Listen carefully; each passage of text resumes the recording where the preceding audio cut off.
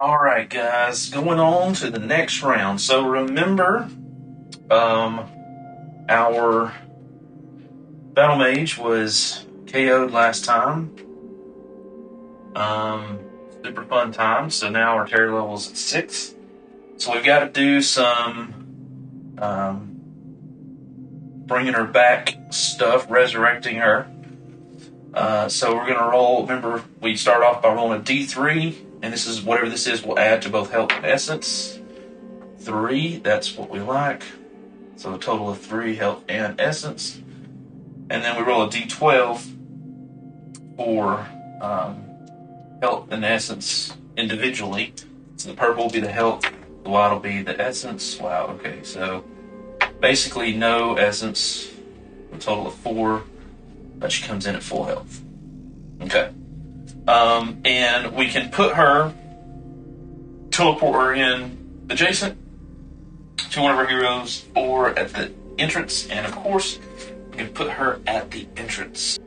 Alright, and here's the entrance, and we're going to put her at the entrance because remember this archer is headed out. It is raiding. We don't want that to happen. We're going to put her right here so that she can go up to it. Nothing's around, so she's not going to trigger anything else's raiding, and she is not going to trigger the Guardian, which is never good.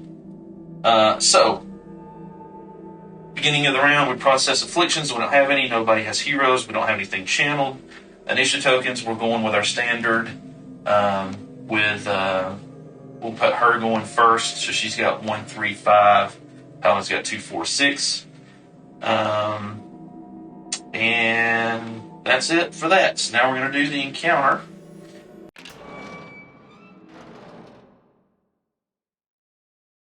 So let's draw an encounter and see what we get. Alright, here we go. Encounter. Please don't be something crazy. Alright. Randomly select a hero for this event. So, 1 to 3. Where's the D6? 1 to 3, Paladin. 4 to 6, Battle Mage. Wait, can't see that. 1 to 3, the Paladin. 4 to 6, the Battle Mage. 1 is the Paladin. As the hero's turning down a quarter, they take a few steps back before them as a ghostly Paladin materializes. Oh, that worked out. And says, I was the valiant hero who was struck down where you now stand. I shall ascend you to the next level so you may be stronger if you need to fight. This hero automatically levels up unless they're at level 3. Move this card from the game after the event. Guys! Oh my god, that's freaking amazing! That's a free level up. So he just straight up becomes level 2, and this is not stacked. That's like a legit shuffled encounter. Probably the only one in the deck out of all 80-something encounters. Alright, hold on. Alright, so here's what's going to happen. So when heroes level up, they're going to get a new card with new stats, okay? So this is his new stat. This is his level 2. You'll notice his max health is down 13, his essence is 13. He has better scores, right? Than what he had in a couple things. He got +1 in physical, +2 in spiritual, +1 in arcane. His strength went up by 1. His wisdom, no. His agility, no. His wisdom went up by 1. Agility went up by 1. Wow, he got a bunch of upgrades. Holy crap. His willpower went up by 2. His movement's the same. And his hiding went up by 1. So what we're going to do is we're going to take this card and we're going to take his thing here, set his monies off to the side. Again, we're not going to change the value of what his current stats are. So he currently has 9 health and 5 essence. And we're going to take and we're going to pull this out. His level 1 card goes away. These are on Etsy, by the way, which is really awesome. And then we're going to slide this new level 2 card in. Boom, just like that. So again, he still has 5 essence and 9 health, but he's got better stats. And that also means now that he can wield tier 2 items. So he doesn't have any tier 2 items, but if, for example, he could get a hold of these treads from the battle mage, now he can equip those because he's a 2nd level character. Wow, that is an awesome, awesome encounter.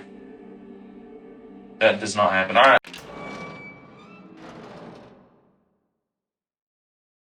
So the next thing we're going to do is we're going to roll the Guardian track. Roll for the Guardian. Currently, the Guardian spawn is at 15. Oh, let's put this stuff back on him. Which is 15 or higher. That is a 13. No. Boom. And we're going to make her do that, and then he's going to be the other side. All right, cool.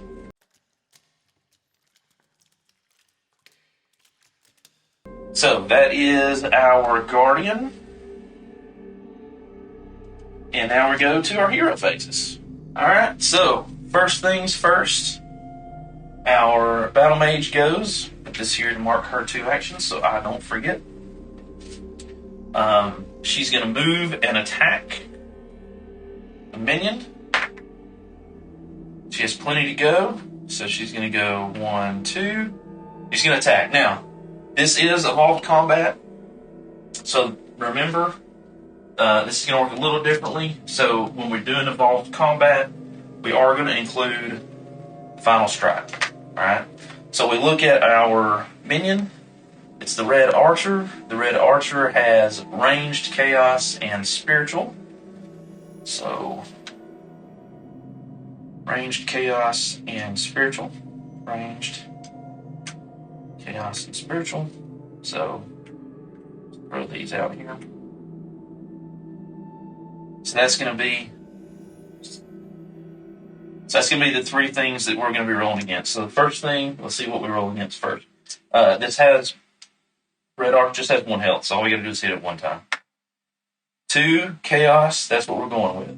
Now remember, her weapon is this +1 axe. She doesn't have anything on the axe, but she has +3 with her general stat.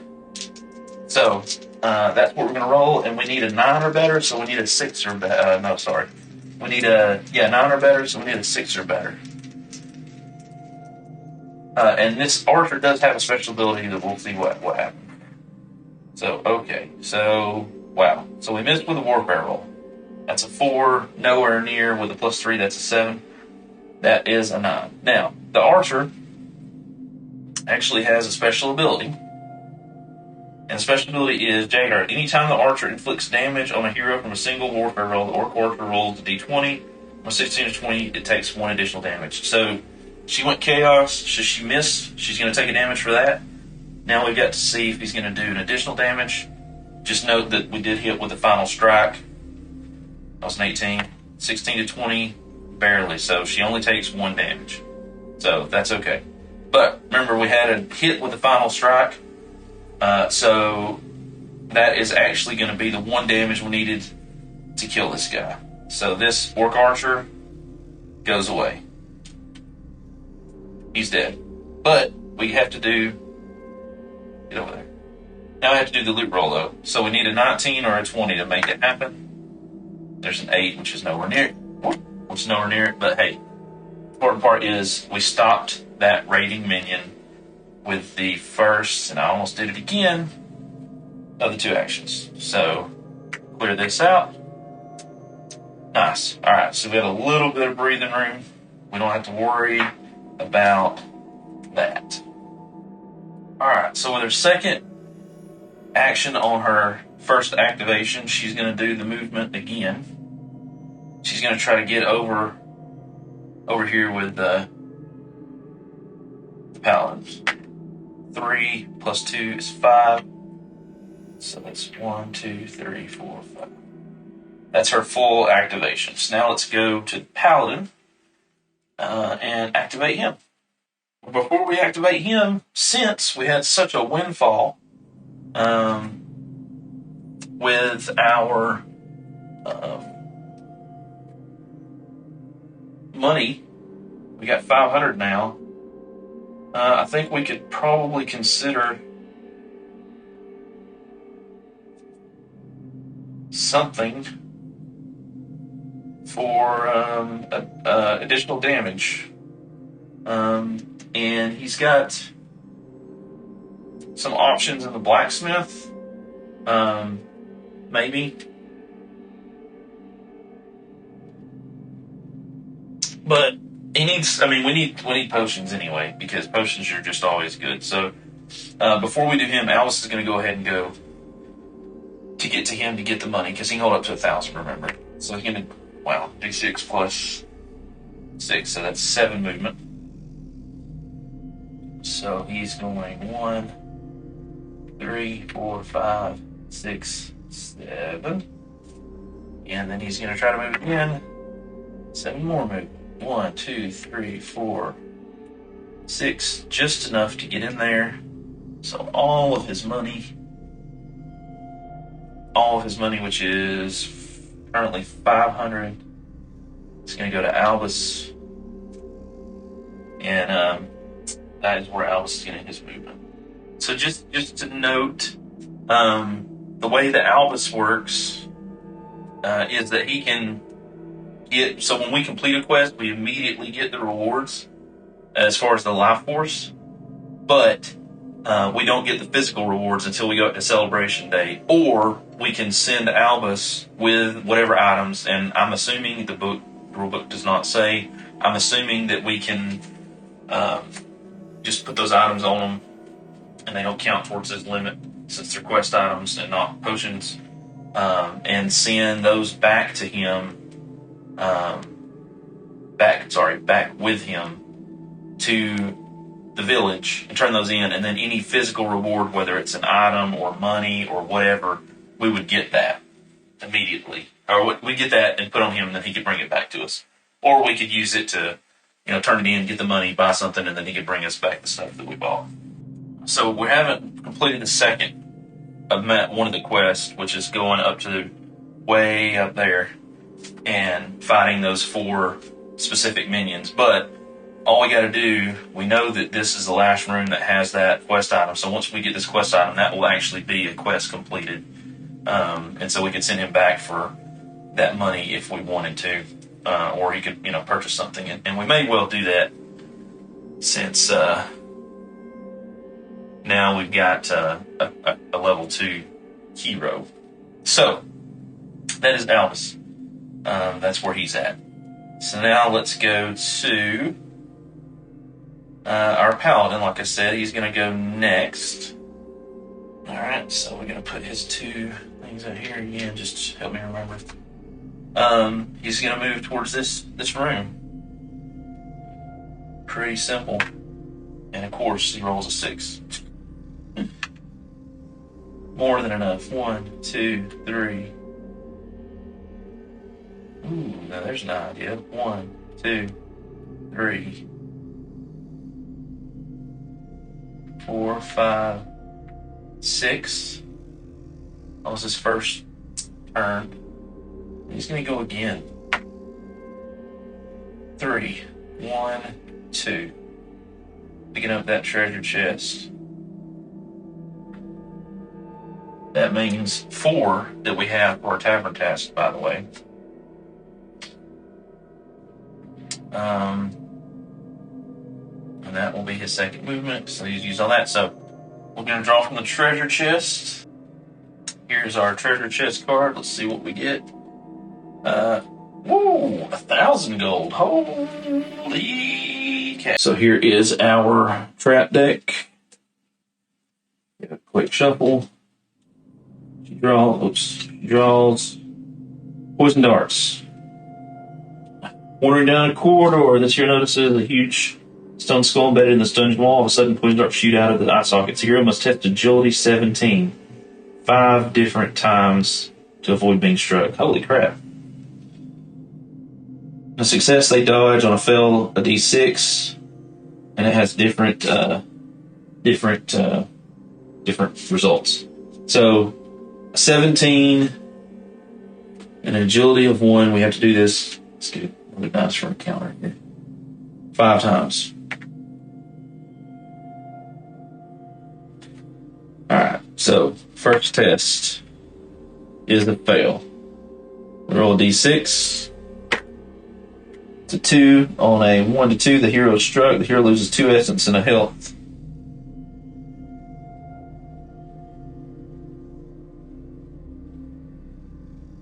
Which result, that is 1 to 4, the hero is struck. The hero loses 2 essence and 1 health. This ends the hero's turn. Okay, so she loses 2 essence. 4, 3, 2, and a health. She goes from 10 to 9. And that ends her turn. Which is unfortunate because that means that she's not going to make it in there to help us fight that monster. So put the trap back in. Give it a shuffle. Alright, so here we are. So she's not here. That is quite unfortunate. She's no help. So we're going to be using our Footman's Sword against a level 1 minion. That level 1 minion is an Orc Archer, and it does have an ability. Great. So, let's get our dice for that. We don't need the d20 yet. Well, we will need the d20. So, we've got 3. We got ranged, chaos, and spiritual. At least they're lower. And he's level 2 now, so he's actually going to do a little bit better. So let's start with up here. First warfare roll, one of the 3. We're going to start with spiritual. He only has 1 health. Now remember, he gets his upgrade, class 2. He gets plus 4 spiritual. So he just needs a 4 or better on 2 dice in order to beat him. So, oh my god. Are you serious? He missed. He goes to 9 to 8 health. Alright, ranged or chaos. It's going to be ranged. He gets a plus 0 in ranged. He needs an 11. Oh wait. Anytime the Orc Archer inflicts damage on a hero from a warfare roll a d20. So he did inflict damage. Rolled a 3. On a 16 to 20, he takes additional damage, so he doesn't take an additional damage. So this is archery. A 7 is nowhere near 11, so he takes another damage. That's down to from 8 to 7. Roll 3 again, so no extra damage there. And then chaos is the last. He has a -2 in chaos. Looking at a 9, so we need an 11 or better. 2 and 7 is not 11. So he goes down to 6. We roll the d20. And, oh my god, that's 19. So he actually takes another damage, which puts him down to 5. So now we've used all of those tokens. Now we're going to start back. Ranged. He has plus 0. Needs an 11 or better. 5 and 10 is 15. That's enough to take him out. Whew. So he takes out the Orc Archer. And the Orc Archer, as loot roll, as a 9, he needed a 19 or 20, so no go there. That is killed. There's no essence on him. So he did at least take him out. So now let's go to the chamber and see what we found. Okay, so let's see. If I set this up right, this should be, and it is, elderberries. So awesome. We have completed a quest. So let's go to the UI board and see what that looks like. Alrighty. So we have completed that quest, which is awesome. So if we look over here, this is the quest we've completed. We had to find the mortar and pestle and the elderberries. So we immediately gain the essence. So that's 7 essence. Also, because that is the main quest, you can see right there on the corner. We're gonna take the main quest book. We're gonna flip it, and that says cleared. So now we know we're done with that. We don't have to worry about that anymore. So we're gonna take 7 essence. All right, cool. So I put the 7. I keep saying essence. It's called life force. There. So what this means now is that our heroes potentially can spend this life force to learn these skills. Now, we can do that in one of two ways. Either on Celebration Day when we come into town and we're spending all the rest of our money and everything we've got, we can pay life force to learn the skills. Or during our turn in the dungeon, we can basically spend an action to do an enlightenment action, which essentially means both of your actions are used and you're going to spend your life force to learn a skill. But that's the only thing you can do with your whole activation. So, you know, if you need the skill, that works out great. But if not, it doesn't do you a lot of good. So let's go back to the dungeon. And let's see what we got going on now. Because we have one more activation. We get to go with our paladin again because he just finished, because our battle mage lost that role and couldn't make it to him in time. Alright, so what I was going to show you too while we're here is I've got what we've got as far as potential abilities. Now, the paladin has two abilities. Okay, he's got Consecrate Grounds and Healing Hands, and you'll notice that each ability has 3 levels, right? So there's level 1, level 2, level 3. So level 1 costs 2 life force to learn and 2 essence to use, and he gets a D4 for himself or an adjacent unit. There's a D, and it is activated at any point in time. This is a D6 channeled, so it can only be used once per turn, and then this is a D8, right? And so you're paying escalating cost and additional essence to activate that, right? This number here is the range, so it starts out with a range of 1. No, wait, is that the range? That's the level. Yeah, that's just telling you what the level is, I believe.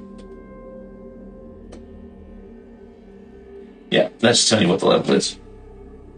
So that's his first potential ability. And then we get Consecrate Ground. Activated before any warfare roll. When activated, all monsters rejected the paladin have their warfare values lowered by 2. This ability remains active for the duration of this turn. So basically he can debuff them. Okay? And that can be used in a chamber or in the dungeon. But it is channeled. Okay? And then you can eventually lower it by 4 or 6 as you upgrade that. So those are his options. The Battle Mage has 2 options: Ice Prism and Summon Spectral Sword. Alright, so Ice Prism,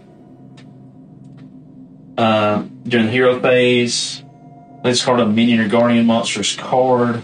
It's within 4 spaces in line of sight. From its turn, this monster may not move, but can still attack. All warfare damage this monster deals this turn is reduced by 1. So, kind of a locking him down, but you'll notice you can't use it in a chamber. It's only in the dungeon. That is channel. And then basically, as you continue to go up, it looks like it drops their warfare damage down by up to 3, which pretty good. Then we've got Summon Spectral Sword. That was our other one. When we're on the Battle Mage's turn, target monster within 4 spaces, so that does have a range, line of sight, and that's going to do potentially some damage. So you got a miss, does 1 to 2 damage. A miss does 2 to 3 damage, and a miss does 3 to 4 damage. Okay, so these can be learned. Now, one of the things that is kind of confusing is that these abilities, as I understand it, because it's not clear in the rulebook that I could find, these can be purchased, and your class, your level, hero level doesn't matter. So, for example, if I had, somehow managed to get 12 life force, I could buy all 3 levels of this. Okay, and this doesn't. These don't replace each other, right? So level 1, I would have a level 1, a level 2, and a level 3 version. I could channel all those. So that's something to keep in mind.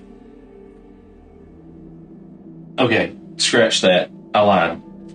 You cannot have abilities that are higher than your level. But if I buy like level 1 and level 2 doesn't overwrite level 1. I will have a level 1 and level 2. So you can use them kind of more often at different, values depending on what you need. So I was wrong about that. But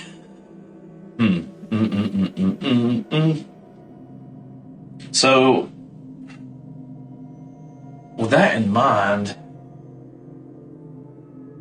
I don't know. I mean, Healing Hands is pretty good. Actually, you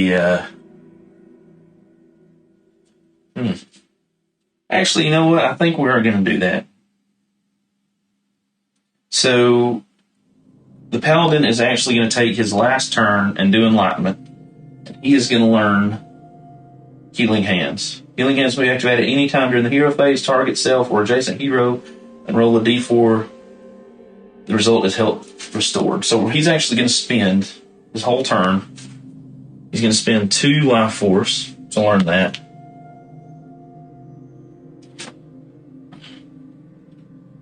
Boom. He's got it. Now, while we're here, this says anytime during the hero phase. I'm going to go ahead and use it.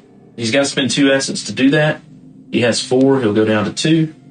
Roll a d4. So it's not super powerful, but, I mean, it's free healing, right? So who's not pro free healing? He heals 1, 4, 5. Or, sorry, he goes from 5 to 6. Yeah. Now, it's not channeled, so you could actually spend the rest of his essence. He's going to do it again. So he can do it as many times as he can afford. So, there we go, 4. So he's going to go from 6 up to 10.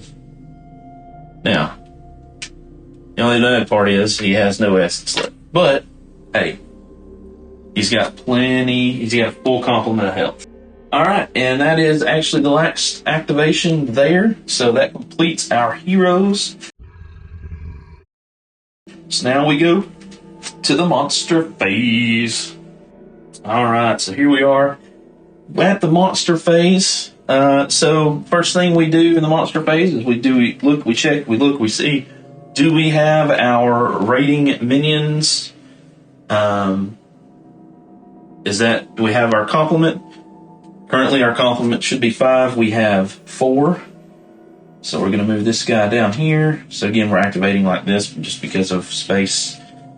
And when I get the big table, I want to do this whole thing, and I want to do it using the full six player like original rules, because I think that's probably, this is a little bit quicker, but the other one is more fun, and I don't know, that's what I want to do. Anyway, I digress. So yeah, first thing we're gonna do is we're gonna draw another level 1 minion, because hey, we gotta have 5, and we draw a green orc siegebreaker. Rampage. If the orc siegebreaker raids the village, so the other one's out there too, the red one.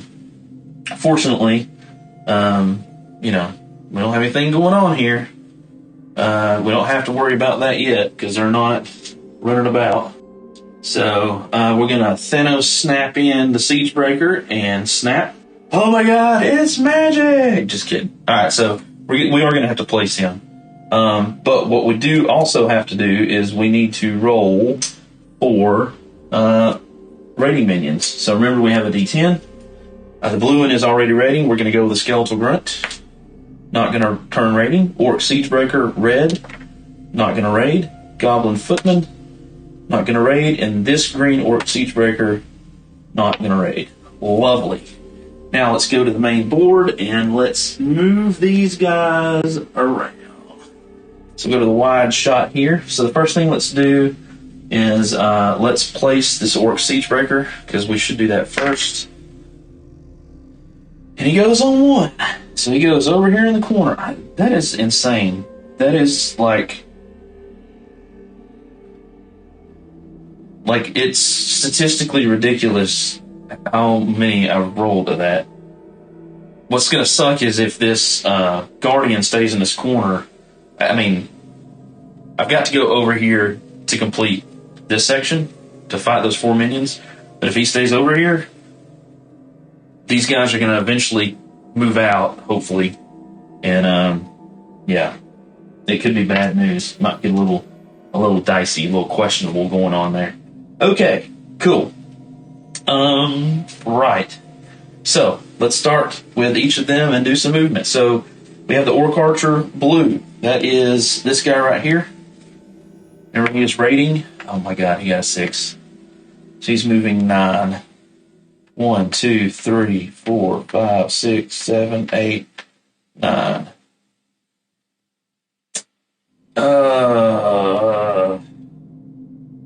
We're gonna have to run over there. Gosh, I don't know if we're gonna. Well, I mean, we gotta go over there anyway, but it's gonna be close. Skeletal Grunt green is a D6 plus 2. He is over here in the corner. He's got 5. He's going on the orange route. He goes 2. And then we have to roll the patrol dice. And he gets a blue, so he's going to go 1, 2, 3, 4, 5. So he's over here in the very corner. The red Orc Siegebreaker is going to be moving 4. And he's going to pick green if he has to. 1, 2, 3, 4. So he's in the corner. Didn't have to pick anything. The Goblin Footman up here. Again, all screen. 7. And he's going to pick blue. So 1, 2, 3, 4, 5, 6. So he ends actually back on a decision point. And let me just go ahead and roll for him to start the next turn. So he's actually going to be going that way. And then the green Orc Siegebreaker, which is also over here out of shot. Ooh, 6. Holy smokes. He's going to move 8, picking pink. 1, 2, 3, 4, 5, 6, 7, 8. So he's over here in the corner. Great. And the Guardian. Remember, he's going to move 3 times. He's right here. Going pink. So, that's 1. Going again. Going blue. That's 2. He's going back exactly where he was at. And his final, it's blue again. So he's moving up to here. So a little bit of a difference there. 3 quadrants. He's done. Not targeting anybody. Excellent. That is the end of that round, and it is time for the next round.